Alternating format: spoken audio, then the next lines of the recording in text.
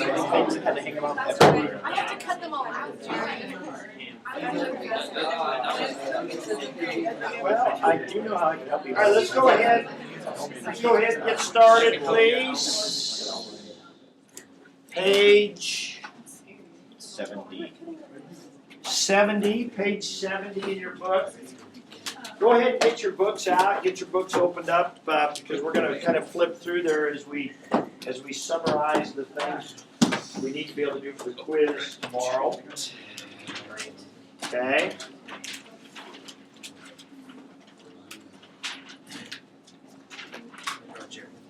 All right, so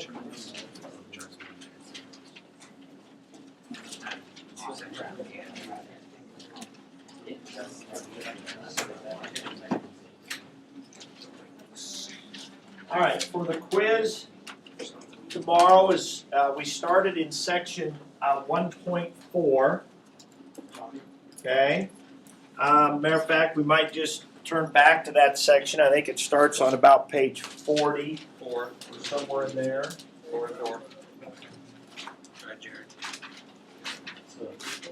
Actually, page 36, I guess. Okay, back on page 36 was the beginning of derivatives. And the vast majority of things on the quiz will be section 6 and 7. I mean, we spent 3 days in section 6. We spent a couple days in section 7, and that kind of summarizes a lot of those things. That'll be a majority of the topics, okay?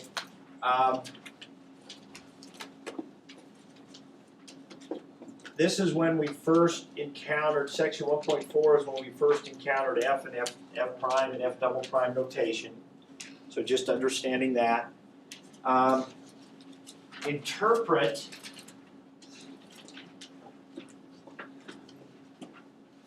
F prime, F double prime is going to be something you're going to have to do. There is some of those in the review section. We did have to do a little interpreting today on problems 28, 29, but that was more about stuff we learned in section 6 and 7, about concave up, concave down, and that kind of stuff. I guess what I'm talking about here is number 40 and number 41, I think they were on page 45. That was the one with the number of daylight hours, right? H was the number of daylight hours. I think it's number 40 and 41. 40, I'm not sure we did, but it'd be one you could look at if you wanted to practice. But H was the number of daylight hours, so H prime of 100 equals 0.5 meant that that the number of daylight hours on day 100 was increasing at a rate of 0.5 hours per day, or something like that. Okay, and so we had to write into words what that meant. So it was a rate of change, that idea. So you could look back at those problems. There are some in the review exercises as well. Okay? That was probably, there was one other kind of important thing there where, and I'll probably, if I ask you a question about one of these, it would probably be a calculator one. I haven't really decided for sure if there'll be a calculator part to this. I know most of it is no calculator, the stuff with the chart and answering those questions, which you really don't need much of a calculator for anyway. What I haven't decided, because I don't want to make it too long, is if I'm going to have some calculator ones on there where you might have to draw a graph of something, or if I'll just give you the graph, where you have to do a graph or do some zooming or do some actual calculations. And this would be one that would probably be more of a calculator problem, where I gave you those equations of an object in free fall. That was the position or the height of an object at a given time. And then its velocity, which of course would be h prime, was v sub 0 minus 32t. So that's if we're using feet. And it was a little different if you were using meters. So that's when we first encountered those equations and how position, velocity had that relationship. And then I guess another thing that we could say in there would be that position, velocity, acceleration is F, F prime, F double prime. I mean, that's kind of that connection there. That those position, velocity, acceleration kind of have that relationship. And so we drew some graphs. We said, okay, if this is the position graph, what would the velocity graph look like? If this was the velocity graph, what would the acceleration graph look like? Those were some of the things we did in section 1.4. Okay. Section 1.5 was mostly calculator type things. 1.5 was the zooming in.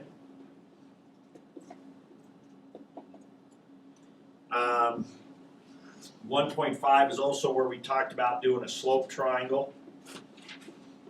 Just calculating of slope. So when I talk about a slope triangle, I'm saying, okay, let's just sketch in a tangent line, and you're probably going to have to do some of that.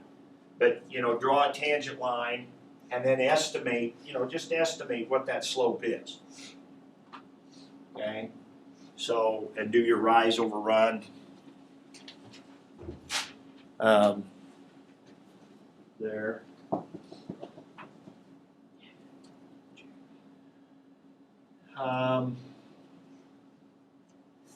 Let's see. Let's go look through that. That was when we talked. If you look on page 49, that's when we also talked about F prime not being defined. Sharp points. If you have a sharp point, that's when the slope is undefined. So we talked about those kind of things on page 48, 49 a little bit. That was, we talked about some tables. If you have a table of data, be able to pick points close together. I mean, that was the whole point of zooming in. Pick 2 points really close together, finding the equation of the tangent line, that kind of stuff, or finding the slope of the tangent line. All right, then we can get into 1.6 and 1.7. I'll be honest, there's so much stuff there. I'm not sure. I mean, really, it's the chart. I mean, we can just say that. And we've spent so much time doing those problems and working on those that it's, I mean, you should be familiar with those things if you do the review problems. When is F increasing? Here's F prime, sketch F prime from the F graph, or here's the F prime graph, sketch F, or what intervals are concave up, concave down? Where's the local max, local min? Where's an inflection point?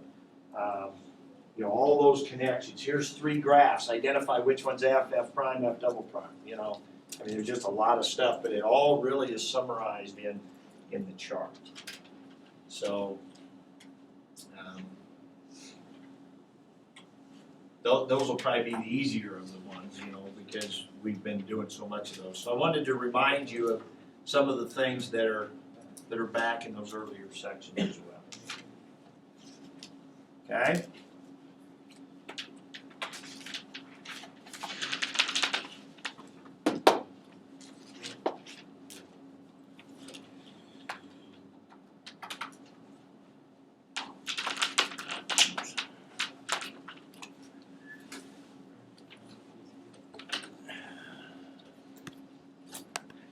All right, let's take a look at your homework then.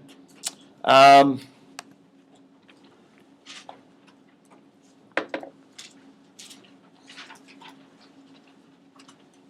28. I've got a little document here. Now, is everybody connected here? Is somebody having a problem getting connected? Kayla, are you not logged in? No. Is it letting you? Or? There you go. Now you're in. All right. Let me send you this. Not a big deal, but you might like to play around for a little bit. On 28, 29, we talked about water filling a tank, and there'll be a variety of different problems we will do this year. With this one says filling the urn. So I've actually jumped ahead here a little bit to number 29. Here we've got a cone. Well, it's not quite a cone. I couldn't quite get it all the way to a cone, I don't think. But you've got a cone with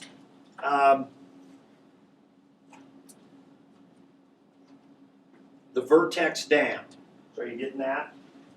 You have to go over to the second page of it, okay?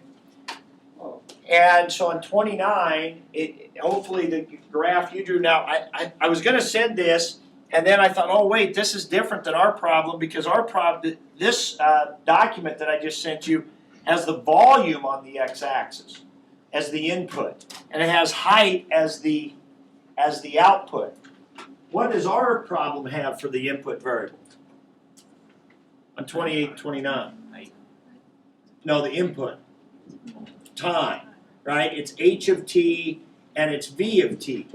It has time as the input. And then it dawned on me that, guess what? In this problem, it doesn't matter. The graphs would be the same. Why? Because the volume is coming in, the water's coming in at a constant rate, and of course time moves in a constant rate, right? And so, since the volume's coming in at a constant rate and time moves at a constant rate, having volume or time as the inputs actually would matter, we get the same graph. So this is not the volume graph, this would be the height graph. And so my question would be on 28 and 29, what's your volume graph, if you drew a volume graph? I know they didn't ask you to necessarily, but what would the volume graph look like? Since the volume is coming in, since the water is coming in at a constant rate. Straight line? It would be a line. Okay, straight line is redundant, right? We talked about that. I mean, all lines are straight. Okay, so what do you mean by straight line? What you mean, did you mean diagonal line? Or do you mean horizontal line? Or did you mean a decreasing line? I mean, what do you mean? Going up, going down? Going up and a diagonal, right? Because the volume's increasing, so the volume equation would have to be, so the volume graph would have to be increasing, but since it's coming at a constant rate, it had to be a line. So it's a diagonal line, okay? So what would V prime be then? Horizontal, constant, right? Whatever the slope of the V graph was. And then V double prime, which gets to the question in 28, V double prime would be 0, right? There's no acceleration, there's no rate of change of the velocity of the water coming in. Now, what about in 29? What about in this picture? What would the cone with the vertex down, what would the V graph look like? Same thing. Because the water hasn't changed, right? The water's still coming in, the volume is still increasing at a constant rate. We're bringing in 2 gallons per minute, or whatever, right? So the volume is still going up 2 gallons every minute, or whatever it would happen to be. So V double prime would still be 0 in number 29. So 28, 29, the volume graph would not change because the volume isn't changing. The water's coming in at a constant rate. All right, go back to 28. On a cylinder, what would the height graph be? What would the height graph look like? Same diagonal, well, it wouldn't be the same diagonal line, but it'd be a diagonal line going up. Because the height, as the water fills, the height is going to increase at a constant rate. Since the water's coming in at a constant rate, in a cylinder, it's going to come, the height is going to increase at a constant rate. Which means H prime would be horizontal line, and H double prime would be 0. So for 28, both answers are 0, right? H double prime and V double prime, they wanted to know, what's the sign? Are they positive, negative, or 0? They would both be 0. But on this one, and here you see the height graph with it, it's going to be increasing but concave down, right? Because if I throw a gallon of water into this, it's going to jump up pretty quick. But I throw another gallon of water in, what happens? It doesn't go up as much. So the height is going to keep going up, but it's going to be going up slower and slower because the water is spreading out. So therefore, this graph is increasing, but at a decreasing rate. Now, we haven't used those terms a lot, but they did get into those a little bit here. And that's, of course, what describes concavity. Increasing at a decreasing rate is concave down. Increasing at an increasing rate is concave up. And, of course, the problems we were just discussing a minute ago were increasing at a constant rate. And then those are just laws. Okay? All right, then the cool thing about this document, some of you probably figured it out already, is you can grab these black points and you can make all kinds of different Oops. I mean, you can kind of experiment with.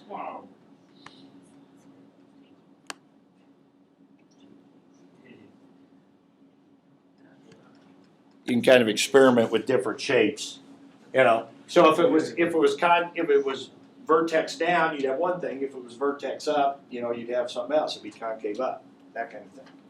Okay, it would start out filling slowly and then fill faster as it went along.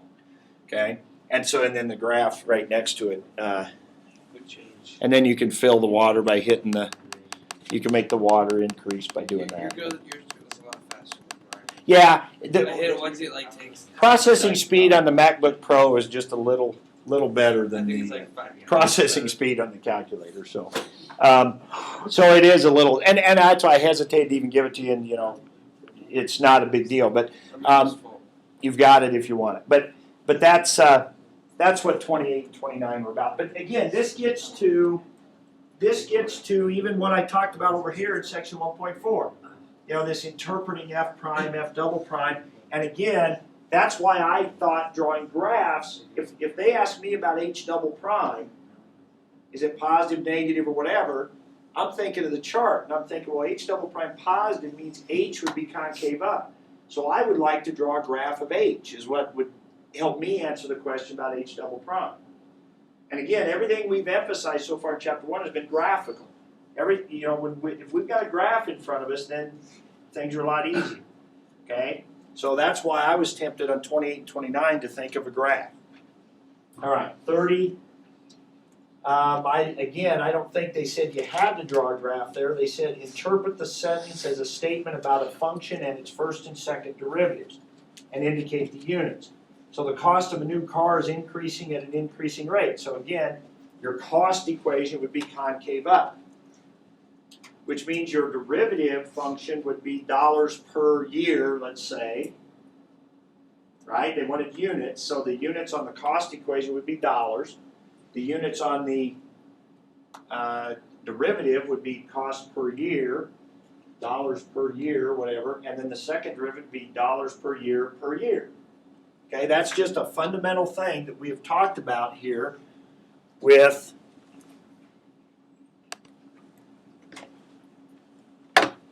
these scenarios, is if I have a cost equation C, it's the dollars and this is the years, then C prime is going to be y's over x's, because slope is always y's over x's.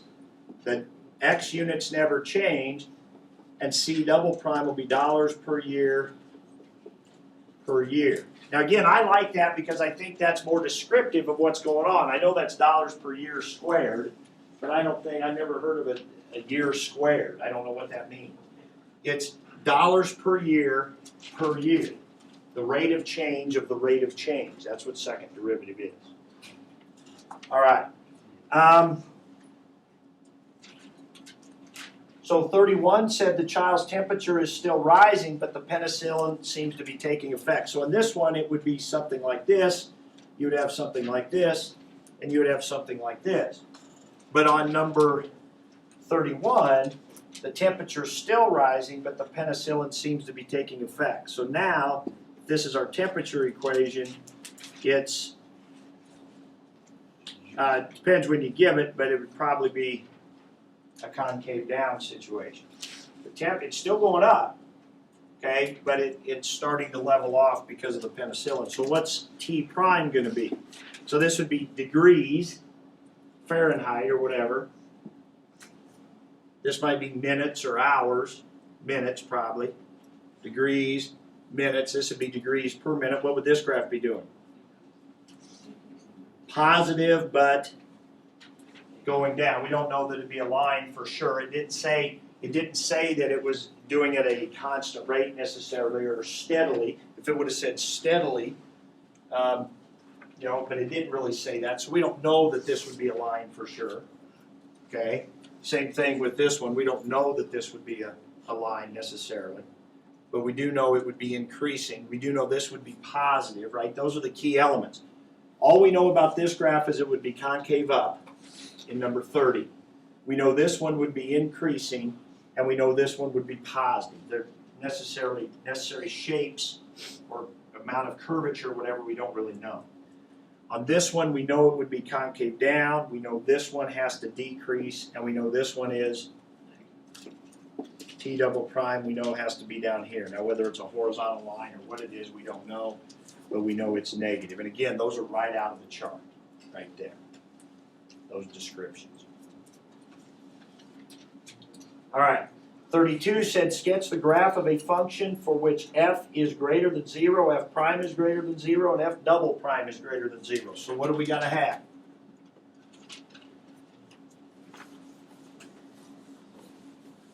We got to have a graph that's where? Above the x-axis. We have to have a graph that is increasing, because f prime is positive. And we have to have a graph that's concave up. Okay? Now it's got to be increasing, so it couldn't be a full parabola, right? It's got a positive slope, it's got to be increasing. It's got a positive slope, it's got concave up, it's got to be above the x-axis. Okay. Then we get into the ones with the calculator, and again, if we have a calculator section on our quiz tomorrow, this could be important. So is there any that you want to see there? 40, 43, 44, any of those? 38, Can we do 40? 40D, okay? Yes, absolutely. So because if there is a calculator section, we want to make sure we can, and I think most of your review problems are not calculator type, so let's go to our graph screen. We had, what was it on top, X?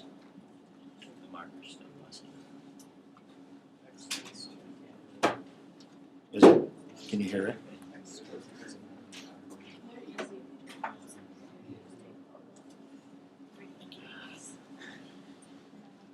And then what was this? X squared plus 5. Okay, standard window. We've seen this one already before, so I'm going to quickly zoom in on it just by grabbing the axes here. Remember what we said about this? This is coming in here, and this was supposed to be the what? The F, what was this? The F prime graph, okay? So if I'm thinking about the chart, this comes in here, it's negative, right? It's concave down, if that matters. There's an inflection point right about there, on F prime now I'm talking about. Switches to concave up. I got a minimum there. Concave up until about there. Switches to concave down. There's a max right in here. Remember that one the other day? We did this same one. There's a max right at 5, I think. Or I don't know, somewhere. Maybe it wasn't 5. There's a max in there somewhere. And then it goes back down, concave down, switches to concave up, and rides right along the x-axis as a horizontal asymptote. So the question that you're asking in D is where does, remind me, where does, No, it's just switching the graph. oh, you want the sketch the graph. Yeah. Oh, that's E. double. D of D, oh, I'm sorry, I was looking down below. D of 40 says sketch a graph of F double prime. Okay, now, if I remember on my chart, F prime and F double prime have the same relationship as F and F prime. Now, I was helping a few people this morning, and like right here, this is the F prime graph here in red. Okay? So this red one is F prime. Now, does it matter that F prime is concave down? Well, if you look on your chart, do we have concave down in the F prime row anywhere? Okay? But we are asking, we're talking about F prime to F double prime. There would be a connection between F prime being concave down, F double prime would be what? Decreasing. Now you can get that from the F prime rows on your chart, or if you want to, go ahead and extend your chart out. That might have been helpful on this one to have the chart extended out. In the F prime row have concave up and concave down, and then in the F double prime row have increasing and decreasing, right? Now the reason I didn't put it there is because I already had it in the F prime, F and F prime rows, and they have the same relationship. So if it helps you, go ahead and do that. But this is a connection that we're going to want, okay? All right, so let me get blue out for this. So right over here where my F prime is concave down and decreasing, okay, when F prime is decreasing, what's F double prime? Negative. And when F prime is increasing, F double prime is positive. So those are the ones I think I need. So I need a graph, I need F double prime to be what? Negative and decreasing. So it's got to be going down. Until what? This inflection point, right in there somewhere. Now I get F prime switching to concave up. So my graph now has to start increasing. Okay, now right here, F prime has a local minimum. If F prime has a local minimum, what's F double prime got to have? Got to be 0. So right here at this point, I got to come through there. Okay? So I got to hit 0 there. Okay, now this is still concave up, but now my slopes are positive. So this has got to be coming up until that inflection point. And at that inflection point, I have to have a local max right there. Now this switches to concave down. Now, do I care where F prime in this case crosses the x-axis? Does it matter where F prime is 0 to me here? I don't think that matters for F double prime. So what I need is my max, which I don't know where it is. Where is the max? It's at 5?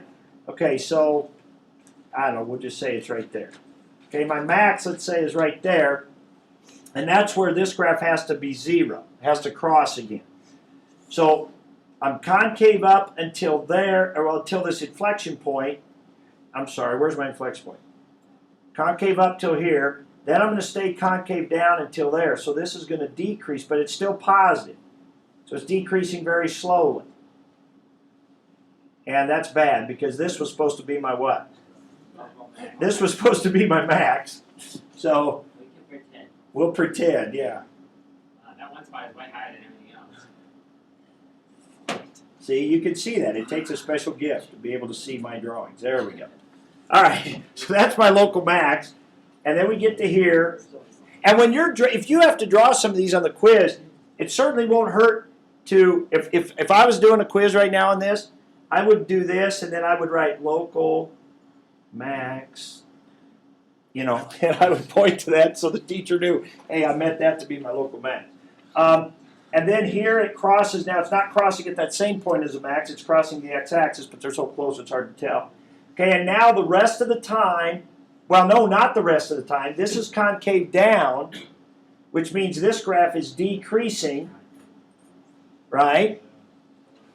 And this graph is decreasing, so it means I'm negative, so I'm going down here, but then what has to happen up over here somewhere? Cross 0 again. Somewhere, no, it won't cross 0 again. This graph, what do we say this graph does? It goes down, and then it switches to concave up, and then rides right along the x-axis. So we have another inflection point over here, which has to be a minimum on this one. And then this is going to come up and just stay below the x-axis. Because the red graph is going to keep going down, but just barely. So therefore it slopes. The F double prime has got to stay negative. So it's got to stay below the x-axis. And then this one, I didn't really do a very good job on this one, but this one's got to stay below the x-axis over here too. Because this graph always is below the x-axis, so coming from the left, it's always going down, even though it's just barely going down. So its slopes would be negative, but just barely negative. Okay? All right. All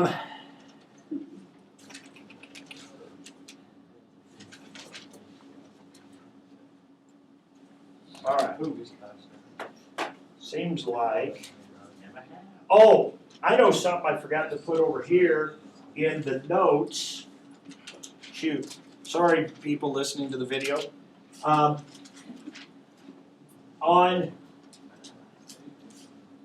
1.4, speed limit law.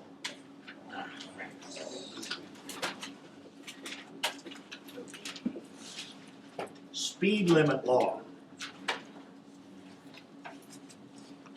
Okay, for those of you listening at home,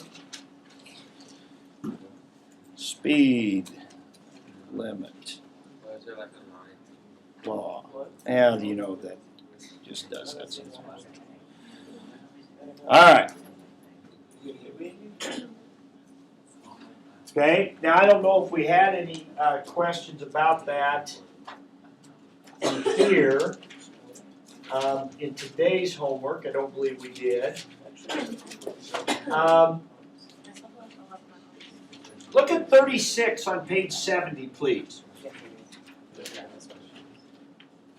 Page 70.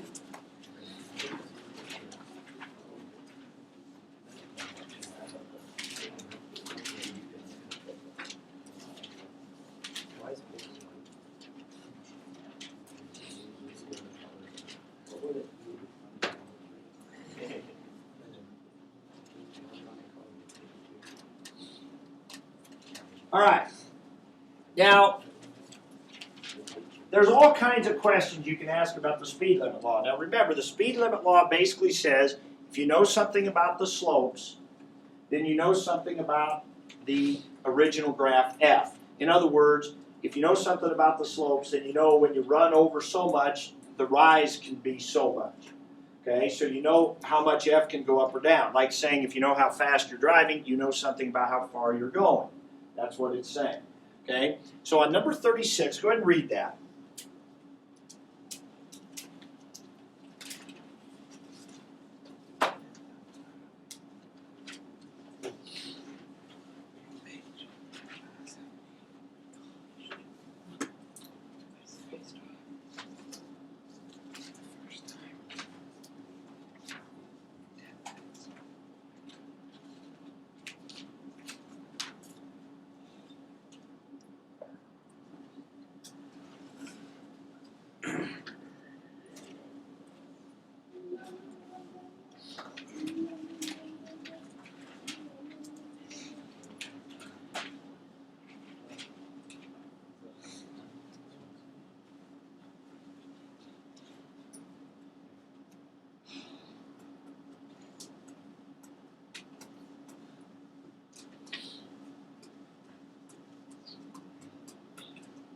Okay? So,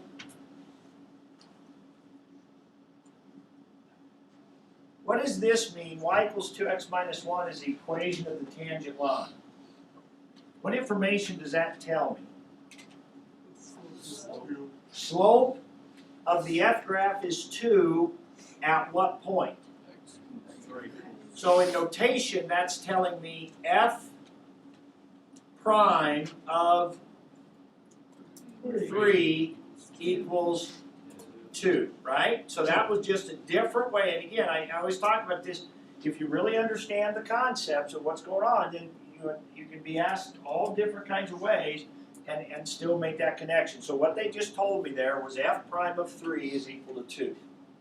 And they tell me that F double prime is positive in between 0 and 5. So I'm only going to, and all the questions talk about inputs between 0 and 5, okay? Now what is it? What information does that give me? What's always increasing? F is concave. I don't think so. F prime graph is Yeah. F prime graph's always increasing. F is always concave up. So we know that we have a graph that's concave up. We do know the F graph has to be increasing at 3 because we have a positive F prime, right? But it could be going down before that and then be coming up. Okay, so we know we got a graph. If I was going to draw an F graph, and the reason I'm going to draw an F graph is both of my questions are about F. Okay, since both of my questions are about F, that's why I'm going to think of drawing an F graph. So at 3, I know the slope is 2. Now, I don't know where the point is. I don't think it tells me that necessarily anywhere here, does it? Okay, this is tangent, which means it has to touch the f graph, right? So if I put a 3 into here, I get 5. So doesn't f of 3 have to equal? Thank you. So we do know that point right there. So up here, we have the point 3,5. Very good. Okay, so actually this, where they gave me the equation of tangent line at x equals 3, they actually gave me 2 pieces of information. They gave me the point and they gave me the slope. Which seems to make sense. When we want to write the equation of the tangent line, we need the point and the slope. So if we have the equation of the tangent line, we should have both of them. Okay, so we know this graph is going up. And we know it's concave up the whole time. So it's going to continue to be concave up. Okay? All the way. Now, first question. Does 7 have to be less than f of 4? I would prefer to look at it this way. Does f of 4 have to be greater than 7?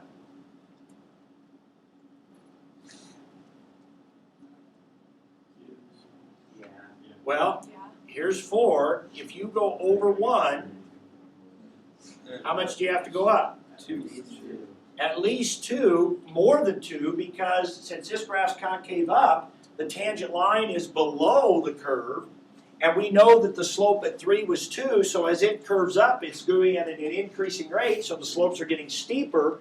So if we move over 1, we got to go up at least 2, probably more than 2. Not probably, definitely more than 2, okay? So therefore, f of 4 has to be greater than 7. So a picture along with a sentence would be your description there. And then it says, give a lower bound on the value of f of 2. So if we were to go back 1, what's the most we could have went down?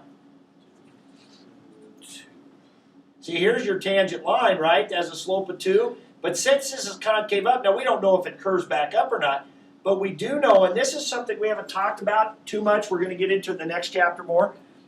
When you have a tangent line at a curve where it's concave up, then you know the curve is always above the tangent line, right? So if we go back 1, the most we could have went down, if we stayed on the tangent line, we'd go down 2. But we know the curve stays above that. Now, we don't know if it starts increasing or not, but we do know it stays above it. That's a really good picture. All right, so therefore, how could it not be just perfectly clear looking at my drawing? All right, so the lower bound of f of 2 is what? 3. The most, we know that the f graph has to be above 3. Okay, for sure. Now, we don't know, it could have turned and went way up. We don't know what it is, what its upper bound is. We don't have enough information. But we do know that it has to be above 3. So a lower bound would be 3, or anything below 3 would be an acceptable answer for that. Okay? Again, that is the speed limit law. That's a question that uses the speed limit law. Okay? But a lot of information you had to pull out of that. Okay? So those are some of the things that we need to be able to do. Okay. Boy, it seems like we're missing something here, but if I think of it, I'll let you know. Okay, so what I'm going to do, now again, I've given, because the parts of this chapter are so important for time later on, I've given you some days with a lot of work time, and if we can work those in, we'll sure do it. Make sure you're using it though. If we're not going to really use the work time I give you, then I'll quit giving it, and I'll just keep talking because I like to talk. Okay, so let's work on those review exercises. If you've already started some of those and have some questions, let me know. Be glad to help you. There's, again, this is from the whole chapter. I've tried to pick out ones that are important to the quiz, but some of them are just, just good to know and review things. So, but I have tried to focus in on the ones that deal with the quiz for sure. Speed limit law, if you're interested in that, 28 through 33 are speed limit law questions. 47 through 51, I believe, are speed limit law questions. 28 through 33, 47 through 51 are speed limit. 61 is one you have to interpret and write out in a sentence. So that gives you some to think about. 76 is one you have to interpret as a question. 80 is another one you have to interpret as a question. Okay, so, all right, I'm going to give you the rest of the time to work then.